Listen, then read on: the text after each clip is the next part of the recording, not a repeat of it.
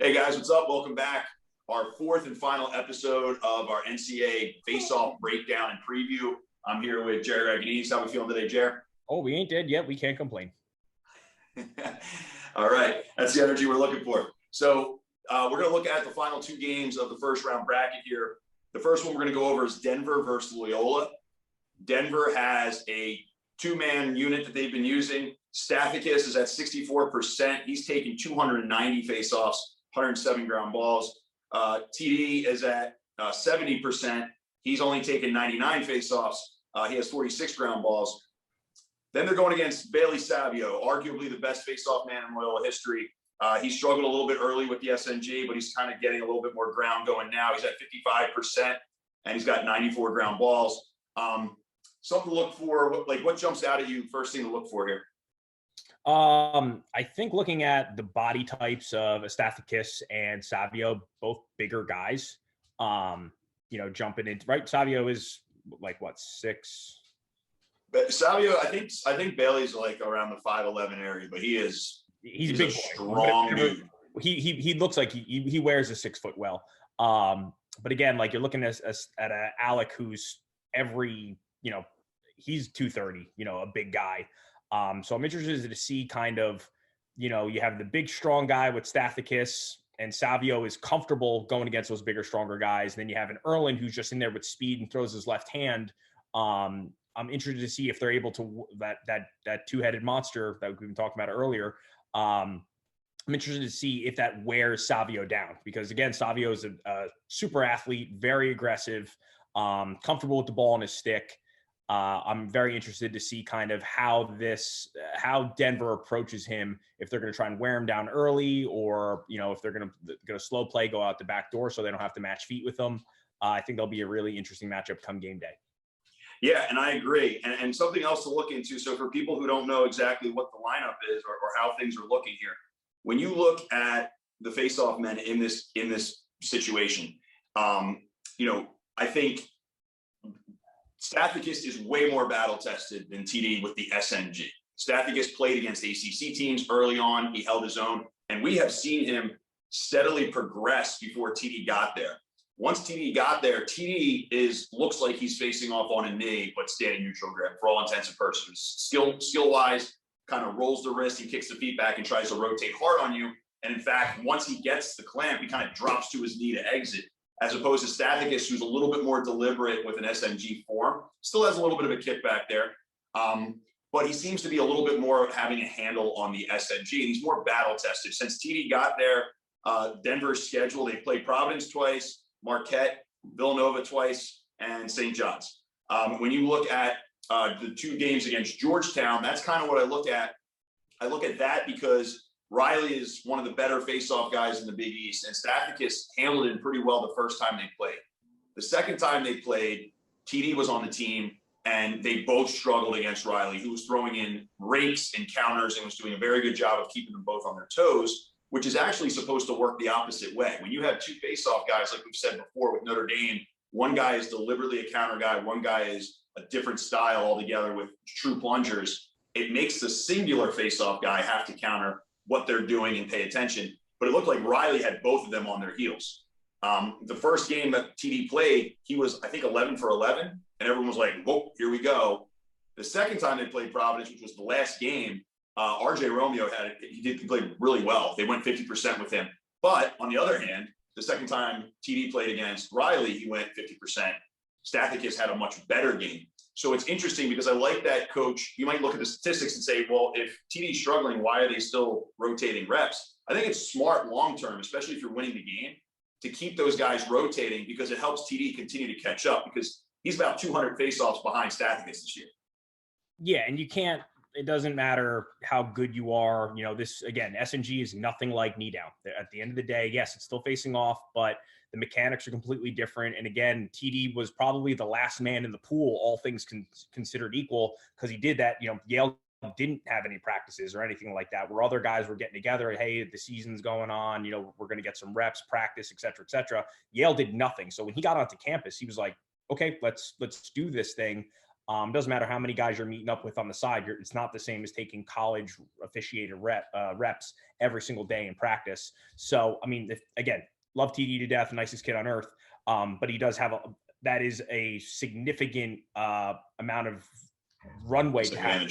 Yeah. So, but again, I think that's a great 1-2 punch. You got Big Bad I still can't pronounce his name. You got Alec, who's Big Bad Man. You got Erlin, a living legend, getting into the ball again. He's still finding his groove. Hopefully he hits, his, what he thinks is great for him. But again, you have a Savio who is very comfortable countering, will play that left hand. But again, what we have seen from Bailey Savio is he has gotten more comfortable. However, he'll get the lockups. And I feel like he's comfortable as TD is in rotating, kicking the feet back, kind of locking up for a little bit. Stathakis has gotten way better. And I think what separates him in this tournament in general is, once again, he's battle tested. He's taken, nearly 300 draws, but also he has learned that don't get into that rotational battle. So if Bailey Savio wants to get into a rotational battle, he's actually got a rare situation for him. A bigger guy than Bailey is going to go for that shovel counter and make you pay. So it's going to be interesting to see how Bailey combats that. When you look down the roster, there's not a lot of experience for Loyola. Pacheco's taken about 30 draws this year, but Bailey Savio has been a workhorse for 4 years. I'm still blown away that he wasn't drafted in the PLL. And somebody better bring that dude to camp. Because if you don't remember, Bailey was a world beater on a name. He'll jump right back to that, I'm assuming, if he goes to a PLL camp. But it's going to be a really cool matchup to watch either way. All right, our final matchup is Duke versus High Point. And the reason I love this matchup is because you have Naso, who could have arguably been, if it wasn't for his teammate, could have been considered as Rookie of the Year in the ACC. I feel like he's come on really well. He sticks to kind of one or two things, and he does them very, very well. If they're not working, then, they can go down their laundry list. I think, if we don't see Ginder, if Naso struggles, I'd be shocked if we don't see Ginder get a couple reps. We saw Duke the last time Naso had a little bit of trouble. They put Ginder in for like 2 or 3 faceoffs. And the idea behind that, a lot of people were like, oh, what are they going to do? They're just going to mix and match and put. They went to him. They gave Naso a little chance to catch his breath and watch.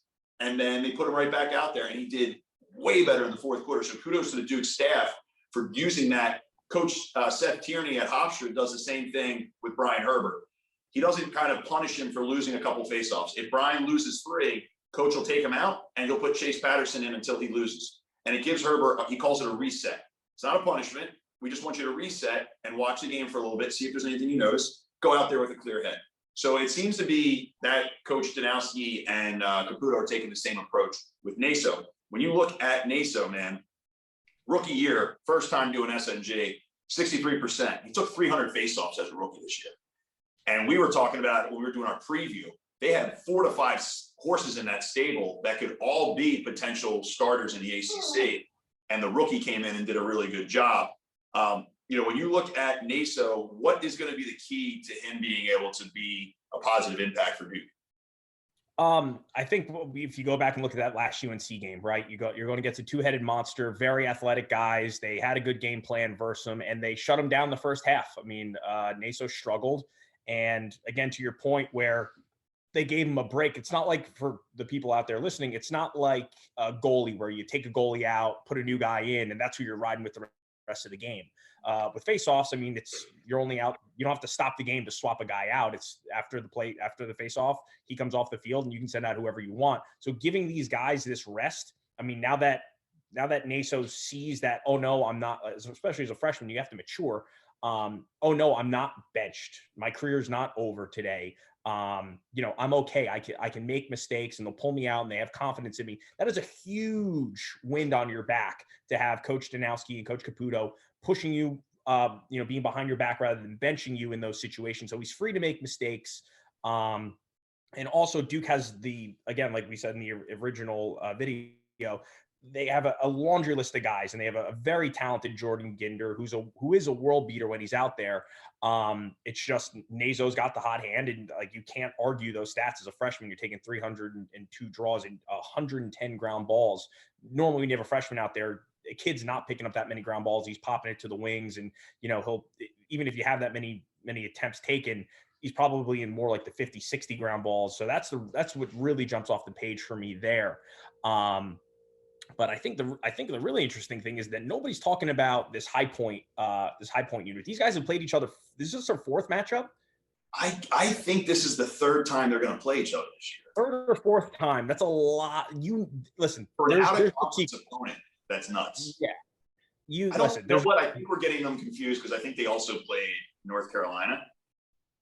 That might be it. They might have played North Carolina. But these guys know each other. This is going to be a bloodbath because Davis St. Pierre is kind of hitting his stride. He had I believe an 80 or 90% day at his last game. And Davis is a guy who's very happy just to counter you all day. And then you got Hoban as well in there, who's also, comfortable with the ball in his stick, 54% guy, 82 of 152. So, I mean, again, you got kind of a two-headed monster versus a guy who has a hot hand, but he knows he's got relief. And High Point's offense has been rolling. And I mean, I don't want to say it's anybody's game. I know obviously Duke is heavily favored, but if they can control the stripe, I mean, it might be a much closer game than anybody's expecting. Yeah, I totally agree. And I just checked the stats real quick. So it's fascinating because they've played North Carolina. They scrimmaged North Carolina, then they played them twice, then they played Duke. So that's why it seems like they've been stuck in that area of Carolina all spring. But the one time that they played Duke this year, Colin Hoban was 10 for 18. And I remember watching that game because he did a great job of mixing his shovel counters with his true plunger. Davis St. Pierre destroyed Richmond in the SoCon championship game. Davis is a fifth-year senior. He's a guy who's been around a long time. I wouldn't be surprised if he went into coaching after he graduates because he understands his position very well. And he's the guy, he's been a selfless guy his whole career at High Point. He has no problem going out there and saying, look, Colin, I will handle the rakes and shovels, trying to keep them off balance. You take care of what you do, which is true plunger. But Colin could also counter, and he does a very good job of hiding it. Last time, Hoban was 10 for 18, but here's the fascinating thing. Last time they played, Dan O'Connell went 13 for 23. He's the one who took the most draws. And this is when we talk about a luxury of having this many guys. Dan O'Connell was like fourth in the country in faceoff percentage last year, transfers over to Duke. He was, I think, a third team or honorable mention All-American last year. Then you have Jordan Ginder, who we both agree could be an All-American if he got the time and chance. But then you have Naso, who has All-American potential in front of him. You also have Brian Smith, who was All-Tournament one year, and he's just a wing now. And then you also have Joe Stein, who whenever he's called upon, goes in and crushes it. So they have a whole bunch of guys. The question is can they limit that depth chart to like two guys, maybe three, to make sure no one gets confused? Does everybody know their role? Whereas High Point, they go into games knowing exactly what their role is. So Hoban has to be confident on the last game. However, he's not seeing Dan O'Connell 23 times this weekend. Guarantee it. Naso's coming out there. Naso was 2 for 4 last time around. When I watch film, I would think St. Pierre would be a good battle for Naso because he's so strong and good at counters. Whereas Naso kind of rolls that wrist and snaps over it, and he's either going forward or he's pulling it back door. So it'll be interesting to see if High Point sits on that back corner, because that's what Notre Dame did the second time around against Duke. They sat on that non-draw side wing and they cut in and they dared Naso to go back door because it's really tough to get it forward to your non-draw side wing. So they basically hedged their bet. So it'll be interesting if High Point takes that game plan. But I do think that they are, even though you might look at them and say, oh, it's about 50% these two guys, they're very well equipped for this, and they're super battle tested because they've been playing ACC teams pretty much the whole season. Yeah, I completely agree. Though that ACC gauntlet they ran through has them ready for this. I think that's the biggest thing here. You're playing these juggernauts. You're not just coming out of your normal conference and out of conference schedule where you may see one of those guys. They've been playing these guys all season, so it's not like you're going to roll up and be starstruck by Brendan O'Neill. Who cares? That's kind of how this team has been rolling in there. But again, completely agree with the Hope and Davis kind of Notre Dame kind of take. If you take that backdoor exit away from Naso, he has struggled this year because no one's going to if you don't let him go forward by using your body, he's only been throwing it out the back. And if you can match feet with the Duke wings, which is a challenge in itself, I think High Point will be able to kind of reel these guys in a little bit. Yeah. And I think that style that Naso uses, the rolled wrist, only allows him to then pop it on the ground. Yep. So even if you're cutting that off and he wants to be safe, he doesn't have the ability to come into the ball this way and roll it towards his face to pick it up because he's snapping. He can't pick it back up that way. So it'll be interesting. I also think, if I'm High Point, I'm looking at Brian Smith and I'm saying, let's pay attention to where he is on the wing, because as a faceoff guy, he's always sniffing the ball out. He knows where it's going to go ahead of time. It's a huge advantage on the wings when you're also a faceoff guy. It's not that different from going from wide receiver to cornerback. Knowing how the routes are run and what receivers are looking for, it gives you a whole different perspective on playing defense. Never played football. That's my assumption. So I'm just going to use that caveat.